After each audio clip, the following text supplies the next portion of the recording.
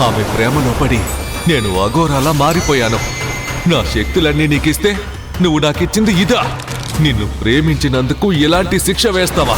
ఈ కథ కొన్ని వందల ఏళ్ల క్రితం ద్రవిడ ఖండంలో ప్రారంభమైంది. అది ద్రవిడ ఖండంలోని కంప్లీ రాజ్యం. ఆ రాజ్యానికి రాజు మహేంద్రవర్మ. మహేంద్రవర్మకి వారసుడు లేకపోవడంతో అనాథ అయిన రుద్రని మహేంద్రవర్మ తన ఆస్థానంలో మనిషిలా చూశాడు. రుద్ర మెడలో ఉన్న రుద్రాక్ష ఎప్పుడూ మెరుస్తూ ఉండేది. అదే అతడిని మహేంద్రవర్మకి దగ్గర చేసింది. రుద్ర చిన్నప్పటి నుండి రాజకుటుంబీకుల మధ్య పెరిగాడు. అంతేకాదు, రుద్రకి చిన్నతనంలోనే యువరాణి లీలావతితో నిశ్చితార్థం జరిగింది. అయితే లీలావతి ఎంతో ధైర్యవంతురాలు, యోధురాలు కాగా రుద్ర మాత్రం చాలా పిరికివాడు, భయస్థుడు. పిల్లిని చూసినా ఆమడ దూరం పారిపోతాడు. దాంతో రాజ్యంలోని ప్రజలందరూ రుద్రని చిన్నచూపు చూసేవారు. రుద్ర కూడా ఆ రాజ్యంలోని యువతలాగా శక్తులు సాధించాలని ప్రయత్నిస్తూ ఉంటాడు. కానీ ఎంత ప్రయత్నించినా రుద్రకి ఒక వీరుడికి ఉండాల్సిన శక్తి మాత్రం రాదు. నా తల్లిదండ్రులు ఎక్కడున్నారు? ఎందుకు నేను ఏ శక్తి పొందలేకపోతున్నాను? ఒక్కసారైనా వీరుడిగా మారలేనా? దాంతో అతను చాలా నిరుత్సాహంగా ఉంటాడు. లీలావతి చిన్నతనం నుండే మహారాణి అవ్వాలనే ఆశతో ఉంది. దానికోసం ఎన్ని పరీక్షలు ఎదుర్కోవడానికైనా, ఎంత త్యాగం చేయడానికైనా సిద్ధంగా ఉంది. కాళీమాత కటాక్షం సంపాదించి నేను ఈ ద్రవిడ ఖండానికే మహారాణినవుతాను నాన్నగారు. కూతురు పట్టుదల చూసి మహేంద్రవర్మ ఆనందించాడు. కానీ కాళీమాత హోమం చాలా ప్రమాదకరం అని తెలిసిన వ్యక్తిగా చాలా భయపడుతున్నాడు. లీలావతి కాళీమాత హోమం చేయడం కోసం బలిపీఠంపై కూర్చుంది. ఎంతో మంది ఋషులు, మహర్షులు ఈ హోమంలో పాల్గొన్నారు. కంప్లీ రాజ్యంతో పాటు చుట్టుపక్కల రాజ్యాల నుండి అనేక మంది ప్రజలు హోమం చూసేందుకు తరలివచ్చారు. నిజానికి ఈ హోమం చేసేంత వయసు లీలావతికి లేదు. ఈ విషయాన్ని పండితులు ఎంతగా చెప్పినా ఆమె వినిపించుకోకుండా హోమానికి కూర్చుంది. వేద మంత్రాల మధ్య కాళీమాత హోమం ప్రారంభమైంది. కాసేపటికి కాళీమాత ఖడ్గం నుండి ఒక మెరుపు లీలావతి తలలోకి చొచ్చుకొనిపోయింది. ఆ శక్తిని తట్టుకోలేక లీలావతి అక్కడికక్కడే కుప్పకూలిపోయింది. ఋషులు, మహర్షులు ఒక్కసారిగా తాము చదువుతున్న మంత్రాలను ఆపేశారు. ఆ ప్రాంగణమంతా ఒక్కసారిగా నిశ్శబ్దం అలుముకుంది. యువరాణి లీలావతి మాత్రం స్పృహ లేకుండా కింద పడి ఉంది.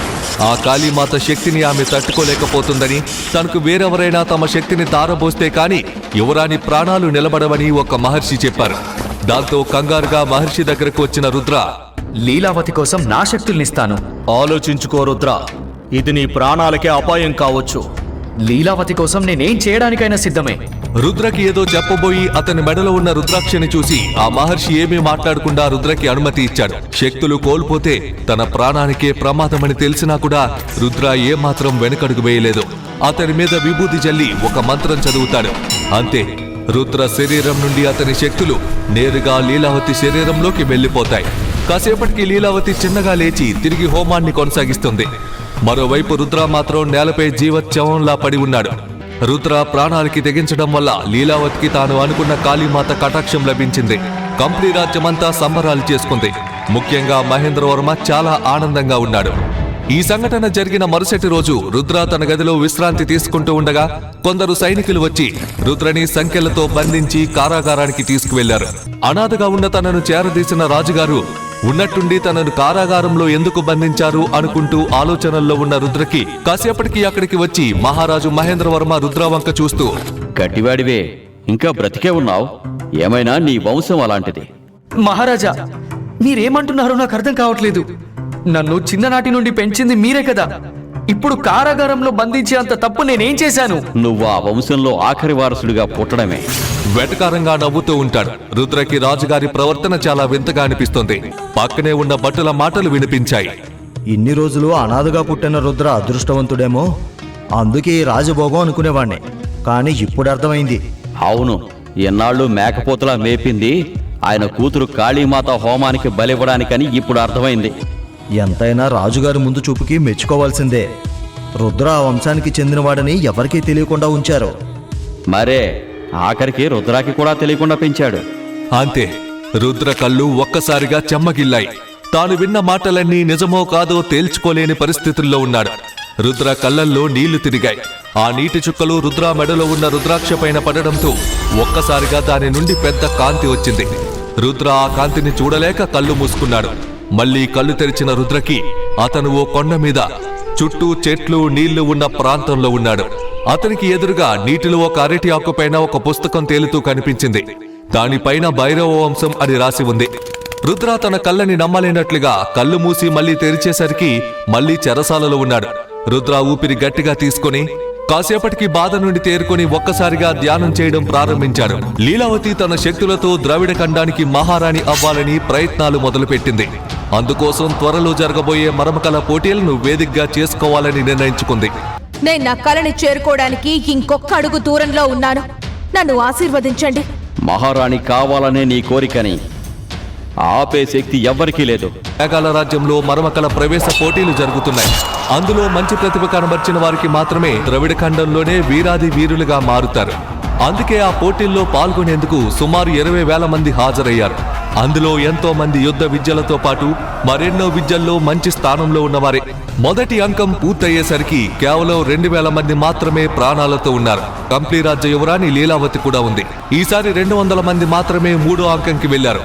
ఇలా 3 అంకాలు ముగిసే సమయానికి కేవలం 2 మాత్రమే ఆ పోటీలో మిగిలారు.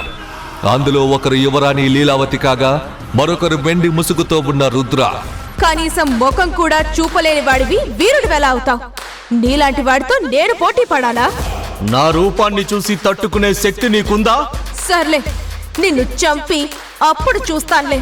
నాలో మనిషిని ఎప్పుడో చంపేశావు. ఇప్పుడు నీ ముందున్నవాడు కాలరుద్రుడు. వాడిని నువ్వేమీ చేయలేవు. అదే చూద్దాం అంటూ తన కత్తిని రుద్రపై గురిపెట్టింది. పోటీకి సిద్ధమయ్యాడు. లీలావతి రుద్ర ఒకరితో ఒకరు పోటీ పడుతున్న సమయంలో రుద్ర ముసుగు తొలగిపోయింది. అతని ముఖాన్ని చూసిన లీలావతి ఒక్కసారిగా ఆశ్చర్యపోయింది. తన రాజ్యంలోని కారాగారంలో ఉండాల్సిన రుద్ర మేఘాల రాజ్యానికి ఎలా వచ్చాడో ఆమెకి అర్థం కాలేదు. అలాగే ఒకప్పుడు పిల్లికి కూడా భయపడే పిరికివాడు ఇప్పుడు ఇంతటి వీరుడు ఎలా అయ్యాడు అని ఆలోచిస్తూ ఉంది. ద్రవిడ ఖండానికి రాణివి కావాలనుకుంటున్న నీ కళ ఎప్పటికీ కలలాగే మిగిలిపోతుంది.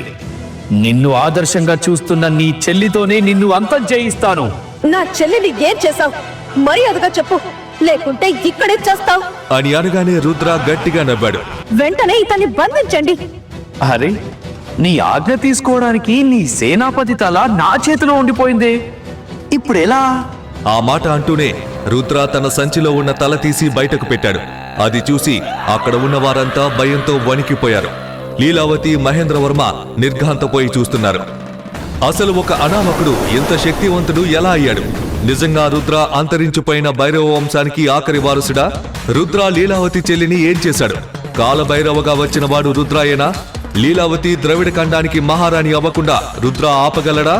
ఈ ప్రశ్నలకు సమాధానాలు తెలుసుకోవాలంటే నెక్స్ట్ ఎపిసోడ్ వినాల్సిందే. క్రింద ఇచ్చిన లింక్ ని క్లిక్ చేసి పాకెట్ ఎఫ్ఎం యాప్ ని ఇన్స్టాల్ చేసుకోండి. Stay tune to pocket FM.